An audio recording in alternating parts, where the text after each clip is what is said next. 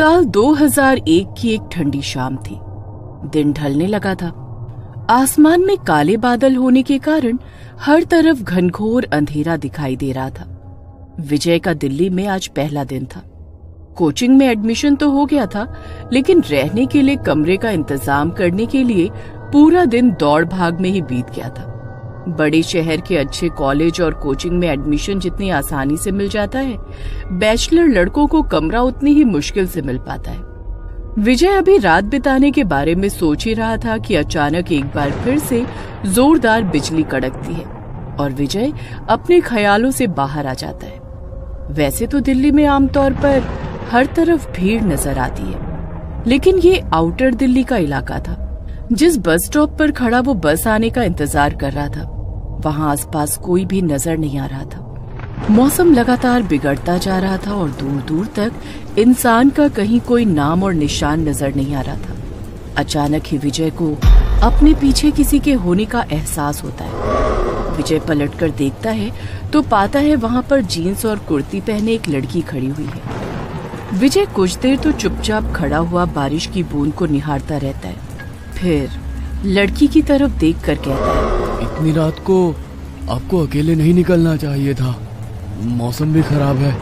आपको अपने घर से किसी को बुला लेना चाहिए था। बस तो पता नहीं मिलेगी या नहीं। विजय के बात करने पर लड़की भी एक नजर विजय की ओर देखती है और उसके बाद फिर से चुपचाप खड़े होकर सड़क की ओर देखने लगती है। विजय को लड़की का ये बिहेवियर थोड़ा अटपटा सा लग रहा था, इसलिए आगे कुछ भी कहे बिना विजय भी चुपचाप सड़क की तरफ देखने लगता है। विजय और वो लड़की लगभग 40-45 मिनट से बस स्टॉप पर ही खड़े थे और अब रात के लगभग 9:30 बज गए थे। विजय को जोरों की भूख भी लगी हुई थी, इसलिए अब वहां खड़े रहकर बस का इंतजार करना और भी कठिन होता जा रहा था। मुझे नहीं लगता इस रूट से कोई भी बस जाने वाली है। तुम दिल्ली के नहीं लगते? कहाँ के रहने वाले हो? हाँ, मैं एक्चुअली जौनपुर से आया हूँ। यहाँ पर यूपीएससी की तैयारी करने के लिए कोचिंग में एडमिशन लिया है। फिलहाल रहने का इंतजाम नहीं हो पाया, इसलिए बस कमरे की तलाश में ही लौटते हुए देर हो गई। तो कहाँ जाओगे अब? अब देखता हूँ, रेलवे स्टेशन के पास किसी लॉज में रुक जाऊंगा। तुम्हें रहने के लिए जगह की जरूरत है? वैसे मेरी सोसाइटी में फ्लैट खाली है, अगर तुम्हें जरूरत हो तो मैं हेल्प कर सकती हूँ। ओके, अब कहाँ रहती हैं आप? बस यहाँ से कुछ दूर पर मेरा फ्लैट है, मैं वहाँ रेंट पर रहती हूँ। आप चलिए, मैं आपको अपना फ्लैट दिखा देती हूँ। अब इतनी रात को चलना ठीक होगा क्या? आप मुझे एड्रेस दे दीजिए, मैं सुबह आता हूँ ना। ये दिल्ली है, यहाँ कभी रात नहीं होती। और तुम कौन सा लड़की हो जो घबरा रहे हो? वैसे भी यहाँ बस स्टॉप पर रात बिताना सेफ नहीं है। सामने ही कब्रिस्तान है। कई बार लोगों को पैरानॉर्मल एक्सपीरियंस हुए। भूतों पर तो विश्वास करते होंगे ना तुम? कभी महसूस किया है आधी रात को सन्नाटे के बीच किसी की प्रेजेंस को? क्या आप भी? ये भी कोई वक्त है मजाक का? विजय कुछ पल के लिए सोचता है और फिर लड़की के साथ चलने के लिए तैयार हो जाता है। तुम नजदीक में ही रहती हो, फिर आधी रात तक बस स्टॉप पर क्यों खड़ी थी? तुम तो आसानी से वॉक करके जा सकती थी ना। मैं बस अपनी सहेली का इंतजार कर रही थी, लेकिन लगता है अब वो नहीं आएगी। अपने बॉयफ्रेंड के साथ ही रुकेगी आज। वैसे भी मैं किसी से नहीं डरती। दिशा नाम है मेरा, बरेली की रहने वाली हूँ। कुछ दूर तक पैदल चलने के बाद विजय और दिशा एक पुरानी सी कॉलोनी के पास पहुंच गए थे। ये कोई सरकारी कॉलोनी नजर आ रही थी। कॉलोनी के एंट्रेंस पर एक लोहे का बड़ा सा दरवाजा था, जिसका पेंट जगह जगह से उखड़ा हुआ था। कॉलोनी बड़ी पुरानी और सुनसान लग रही है, थोड़ी अजीब नहीं है? तुम यहाँ रह लेती हो? हाँ, यहाँ ज्यादा लोग नहीं रहते, खाली है काफी मकान। ये 3 नंबर वाला मकान खाली है। तुम चाहो तो आज वहीं रुक जाओ। मैं भी यहीं आगे जो 2 मकान छोड़कर घर दिख रहे हैं ना, वहाँ रहती हूँ। पूरी कॉलोनी अंधेरे में डूबी हुई थी। हर तरफ सन्नाटा था और झिंगुरों की तीखी सी आवाज के अलावा वहाँ कोई आवाज सुनाई नहीं पड़ रही थी। दिशा को हाथ से बाय करते हुए विजय 3 नंबर वाले मकान का दरवाजा खोलकर अंदर जाता है और जैसे ही लाइट्स ऑन करता है, उसे अपने सामने दिशा खड़ी हुई दिखाई देती है। दिशा, तुम तो चली गई थी ना, अंदर कैसे आई तुम? अरे, तुम्हारे साथ ही तो अंदर आई हूँ, अंधेरे में ध्यान नहीं दिया तुमने। अच्छा सुनो, यहाँ पर एक बेड भी है, 1 हफ्ते पहले ही खाली हुआ है। ये रूम अभी रहने लायक होगा। तुम्हारे पास रहने की जगह नहीं है, इसलिए आज रात तुम यहीं सो जाना, सुबह मिलते हैं। विजय कभी सोच भी नहीं सकता था कि दिल्ली जैसे अनजान शहर में पहले ही दिन कोई खूबसूरत लड़की उसे मिल जाएगी और उसकी इतनी मदद भी करेगी। रात बिताने के लिए विजय अंदर जाकर बेड पर लेट जाता है। अगले दिन सुबह उसके सोकर उठने के कुछ देर बाद ही दिशा उसे नजर आती है। तुम अपनी कोचिंग को आओ, अब इस घर से कोई तुम्हें निकाल नहीं पाएगा। तुम निश्चिंत होकर यहाँ रह सकते हो। लेकिन किराया? फ्लैट मेरे जानने वाले का ही है, तुम चाहो तो मुझे ही किराया दे देना, मैं दे दिया करूंगी। विजय को एक खूबसूरत लड़की का अपने लिए कंसर्न बहुत अच्छा लग रहा था। मैं बैंक की कोचिंग करती हूँ, दोपहर में 2 घंटे के लिए जाती हूँ, उसके बाद जब चाहे मुझसे मिलने आ सकते हो। मेरा फ्लैट नंबर 6 है। एक बात का ख्याल रखना, यहाँ पर आउटसाइडर्स अलाउड नहीं है। किसी बाहर वाले को इस कॉलोनी में लेकर कभी मत आना। और हाँ, कॉलोनी के लोगों को भी डिस्टरबेंस बिल्कुल पसंद नहीं है, इसलिए कभी भी किसी का दरवाजा मत खटखटाना। ओके। विजय को दिल्ली रास आ गई थी। हर रोज सुबह जब वो उठता, उसे दिशा के हाथ का लिखा हुआ गुड मॉर्निंग नोट उसके दरवाजे पर लगा मिलता। वे दोनों अक्सर साथ में बैठकर घंटों बातें करते और अपने भविष्य के सपने सजाते। कुछ दिन बाद, दिशा, कॉलोनी में इतना सन्नाटा रहता है, बाकी मकान खाली है क्या? कभी कोई आवाज सुनाई नहीं देती, कभी कोई आता जाता नजर नहीं आता। क्या बात है, तुम्हारा मन नहीं लगता क्या यहाँ पर? बाकी लोगों की याद क्यों आ रही है? तुम्हें बताया था ना, यहाँ रहने वाले लोग डिस्टरबेंस पसंद नहीं करते, इसलिए ज्यादातर घर के अंदर ही रहते हैं। नहीं, मन लगने जैसी कोई बात नहीं है। तुम हो ना मेरे पास, बस मैंने ऐसे ही पूछ लिया। विजय ने महसूस किया कि दिशा की आंखें इस बात के जवाब में थोड़ी बदल सी गई हैं और लहजा थोड़ा सख्त हो गया है। शायद दिशा पॉजेसिव हो रही है, उसे मेरा किसी और के बारे में पूछना अच्छा नहीं लगा। हर गुजरते दिन के साथ विजय दिशा के और नजदीक आता जा रहा था। जनवरी की खूबसूरत ठंडी शाम थी। विजय अपने फ्लैट की छत पर दिशा के कंधे पर सर रखकर बैठा हुआ था। दिशा, वैसे तो तुम बस 2 मकान छोड़कर ही रहती हो, लेकिन मुझसे अब ये 2 मकान जितनी दूरी बर्दाश्त नहीं होती। एक बात सच सच बताओ, प्यार करती हो ना मुझसे? बहुत ज्यादा, तुम सोच भी नहीं सकते उतना प्यार करती हो। तुम्हें पाने के लिए किसी भी हद तक जाने को तैयार हूँ मैं। सोच लो, प्यार करोगे तो हदों को पार करके निभाना पड़ेगा, वरना हम दोस्त ही ठीक है। अब बस तो हो गया फैसला। अलग अलग फ्लैट क्यों, हम एक साथ रहते हैं ना। दिशा विजय के कंधे पर सर रखकर बैठी हुई थी और विजय दिशा के लंबे बालों से खेलते हुए उससे बातें कर रहा था। तभी उसने देखा कुछ दूरी पर एक आदमी छत पर खड़ा उसे ही घूर रहा है। चलो नीचे चलते हैं। पता नहीं कौन है वो आदमी, जब भी मैं तुम्हारे साथ यहाँ बैठता हूँ ना जाने क्यों कहा जाने वाली नजरों से घूरा करता है। अरे पता नहीं आदमी है या भूत, ऐसे आंखें फाड़कर कौन देखता है। तुम थोड़ा सावधान रहना, मुझे ये आदमी कुछ ठीक नहीं लगता। अरे मुझे उससे कोई खतरा नहीं है, तुम चिंता मत करो, छोड़ो उसे। विजय के कहने पर दिशा अब उसके फ्लैट में ही शिफ्ट हो गई थी।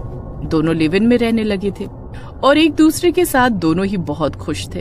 अरे यार, कोचिंग खत्म होते ही तू ऐसे गायब हो जाता है जैसे गधे के सर पर सींग। अरे भाई, अब तो 1 साल बीतने को आया, अब तो हमारे साथ थोड़ा टाइम बिता लिया करो। इतने भी बुरे नहीं है हम कि तू हमारे साथ 2 बात भी ना कर सके। वो क्या है ना कि दिशा की कोचिंग दिन में ही खत्म हो जाती है। वो बेचारी पूरा दिन मेरा ही वेट करती रहती है, अकेले परेशान हो जाती है, इसलिए मैं जल्दी घर भागता हूँ। दिशा, मतलब तुम शादीशुदा हो? अरे नहीं, शादीशुदा नहीं हूँ। दिशा मेरी गर्लफ्रेंड है, हम दोनों साथ में ही रहते हैं। ओ भाई, गजब बात कर रहे हो, मतलब बिन फेरे हम तेरे। तब तो मिलना पड़ेगा भाई भाभी जी से। देखो, हमारे जैसे बेरोजगार बंदे पर इतना भरोसा करने वाली लड़की से एक मुलाकात तो बनती है, क्यों? मोहन की बात सुनकर विजय उसे अपने साथ कमरे पर ले जाने के लिए तैयार हो जाता है। सोसाइटी के गेट पर पहुंचकर मोहन देखता है कि सामने एक पुरानी सी टूटी फूटी खंडहर नुमा सोसाइटी दिखाई दे रही है। सोसाइटी में अंदर जाने के लिए एक गेट है जिस पर झाड़ियां लिपटी हुई हैं। अधखुले गेट से अंदर जाते हुए मोहन हैरानी से चारों ओर देख रहा था। तुम इस सोसाइटी में रहते हो? मजाक कर रहे हो ना मेरे साथ? सुबह से मजाक करने के लिए मैं ही मिला हूँ क्या तुम्हें? नहीं यार, मजाक की क्या बात है, मैं सच में इसी सोसाइटी में रहता हूँ। जहाँ तक मैं जानता हूँ ये सोसाइटी पिछले 6-7 साल से खाली पड़ी हुई है। अरे यार, तू आउटसाइडर है, लेकिन हम तो यहीं दिल्ली में पैदा हुए हैं ना, हमें बेवकूफ बनाएगा? अरे तुझे गलत इन्फॉर्मेशन मिली है यार, तू चल मैं तुझे दिखाता हूँ ना मेरा रूम। बेवकूफ क्यों बनाऊंगा? मोहन हैरानी से सोसाइटी के मकानों को देख रहा था। तभी मकान नंबर 3 के सामने जाकर विजय रुक जाता है। आ गया मेरा फ्लैट, चल अब अंदर चलते हैं। मोहन अंदर जाता है तो देखता है पूरा फ्लैट बहुत ही गंदा था। हर तरफ मकड़ी के जाले लगे हुए थे। सीलन से पूरी दीवारें काली पड़ गई थी और धूल और मिट्टी ने घर की फर्श को पूरी तरह से ढका हुआ था। विजय भाई, सही मजाक कर लेते हो?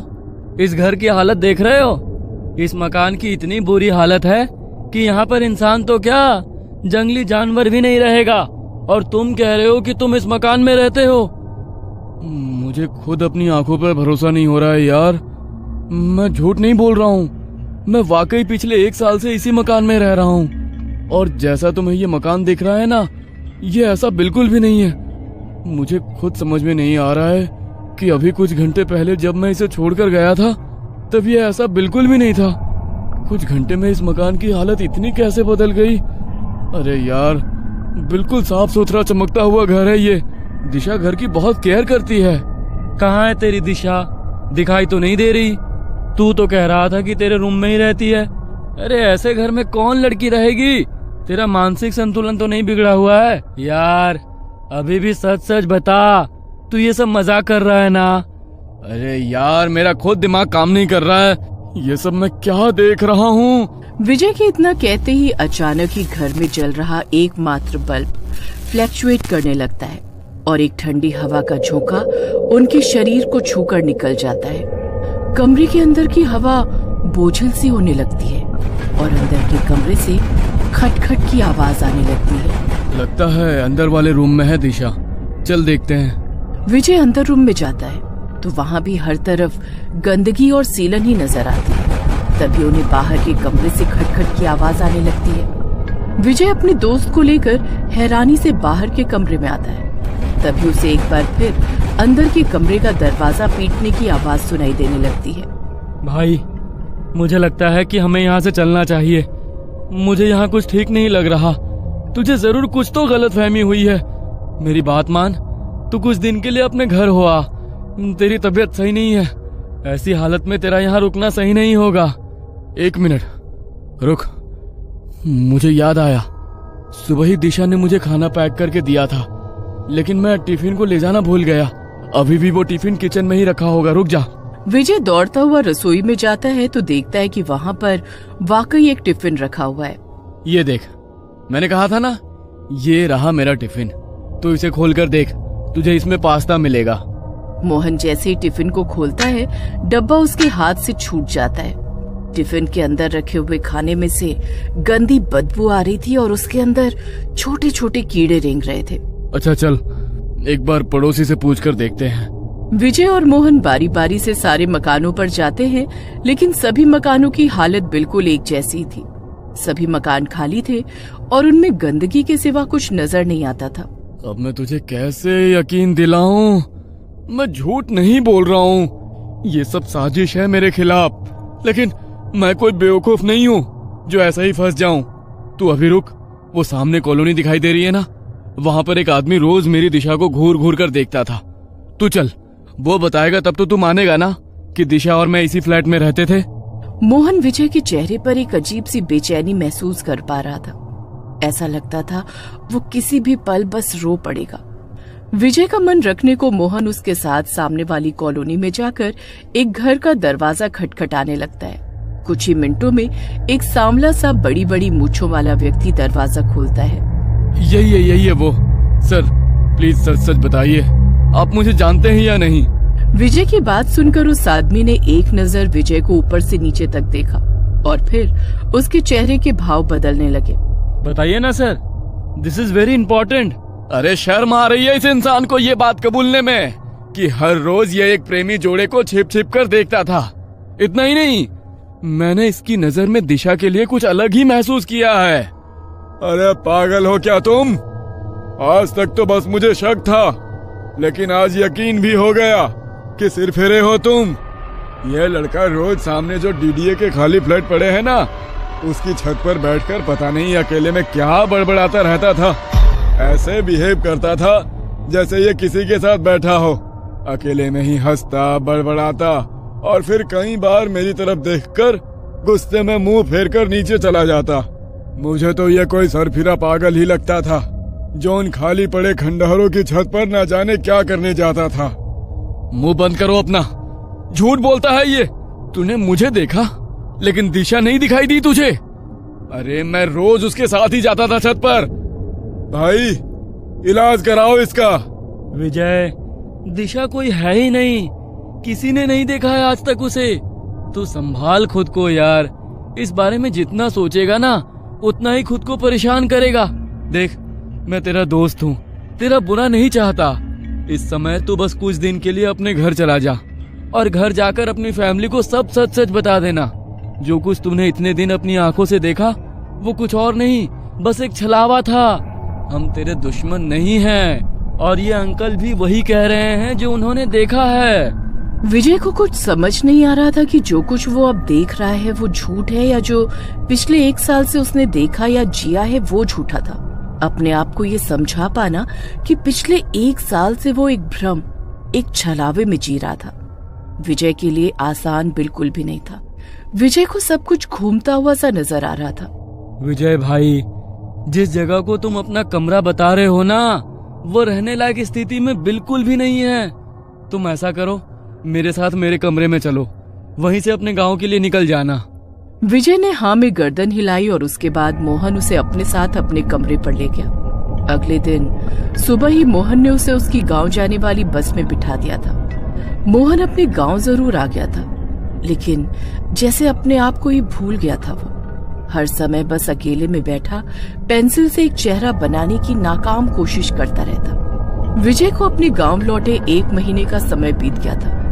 घर में सभी लोग उसे समझा समझा कर थक गए थे कि दिशा बस उसके मन का वहम था और कुछ भी नहीं। लेकिन विजय उनकी बात मानने को तैयार नहीं था। ना तो अब उसका पढ़ाई में मन लगता था और ना ही वो किसी से बातचीत किया करता। इसी बीच एक सरकारी नौकरी में उसका चयन हो जाता है। विजय नौकरी ज्वाइन कर लेता है। काम के दबाव और गुजरते समय के साथ वो धीरे धीरे सामान्य होने लगता है। आज फिर 20 दिसंबर था, वही दिन जब पहली बार विजय दिशा से मिला था। न जाने क्यों आज विजय को बार बार दिशा का ख्याल आ रहा था। देर रात उसे ऐसा लगा जैसे दिशा उसे आवाज लगा रही है। विजय ने उठकर कमरे के बाहर देखा, लेकिन बाहर कोई नहीं था। अचानक एक बार फिर उसे छत के ऊपर से दिशा की आवाज सुनाई देती है। विजय पागलों की तरह दौड़ते हुए छत पर पहुंचता है तो देखता है सामने दिशा खड़ी उसे देखकर मुस्कुरा रही है। विजय दौड़कर उसका हाथ थाम लेता है। तुम आ गई दिशा, मुझे पता था तुम हो। कहाँ चली गई थी मुझे छोड़कर? चलो मैं सबको तुमसे मिलाता हूँ। विजय की बात सुनकर एकाएक दिशा विजय का हाथ छोड़ देती है और धीरे धीरे अपने कदम पीछे की ओर बढ़ाने लगती है। छत के आखिरी छोर पर पहुंचकर दिशा ने एक कदम और पीछे की ओर बढ़ाया और छत से नीचे लुढ़क गई। विजय के मुंह से एक जोरदार चीख निकली और वो पसीने में लथपथ बिस्तर से उठकर बैठ गया। इतने दिनों के बाद अचानक दिशा का ख्याल आया। ये क्या हो रहा है मेरे साथ? विजय की आवाज सुनकर उसकी माँ दौड़ती हुई उसके कमरे में आती है। क्या हुआ बेटा, सब ठीक है ना? हाँ, मैं ठीक हूँ माँ, आप सो जाओ। मैंने साफ सुना ये दिशा कहकर चिल्लाया था।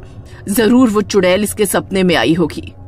अगले दिन सुबह, बेटा देख तो एक रिश्ता आया है तेरे लिए।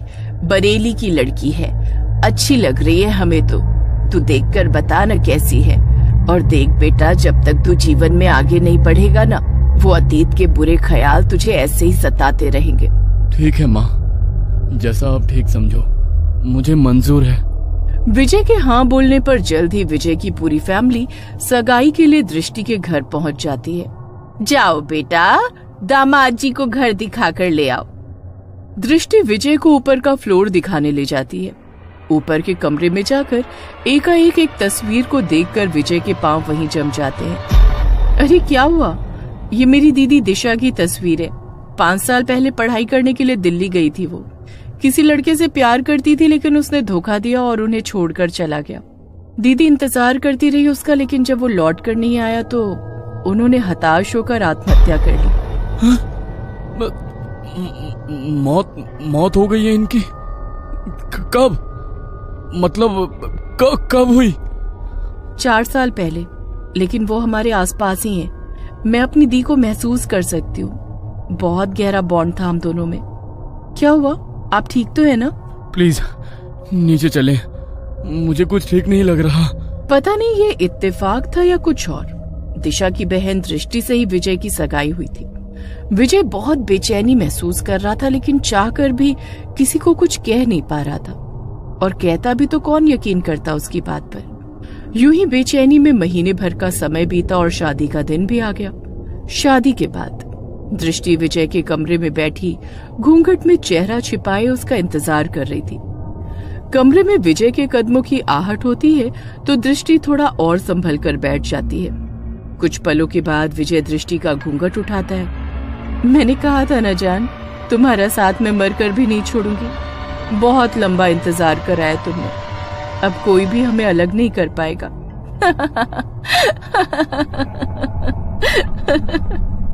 इतना कहकर दृष्टि जोर जोर से हंसने लगती है। विजय को पहचानते देर न लगी कि ये आवाज दृष्टि की नहीं बल्कि दिशा की है। कांपते हाथों से वो बिस्तर से उठकर दूर खड़ा हो गया था। दृष्टि की पुतलियां धीरे धीरे सफेद हो रही थी। चेहरा भयावह और निस्तेज दिखाई पड़ रहा था। धीमे कदमों से वो विजय की ओर बढ़ रही थी और विजय कांपते शरीर के साथ जमीन पर गिर गया था। प्यार करती हो ना मुझसे? बहुत ज्यादा। तुम सोच भी नहीं सकते उतना प्यार करती हूँ। तुम्हें पाने के लिए किसी भी हद तक जाने को तैयार हूँ मैं। सोच लो, प्यार करोगे तो हदों को पार करके निभाना पड़ेगा, वरना हम दोस्त ही ठीक है। अब बस तो हो गया फैसला।